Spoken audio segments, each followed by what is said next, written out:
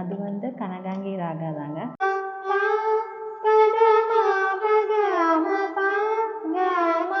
so ரீ2க்கு தான் வருது, but நம்ம ப்ரொனவுன்சியேஷனை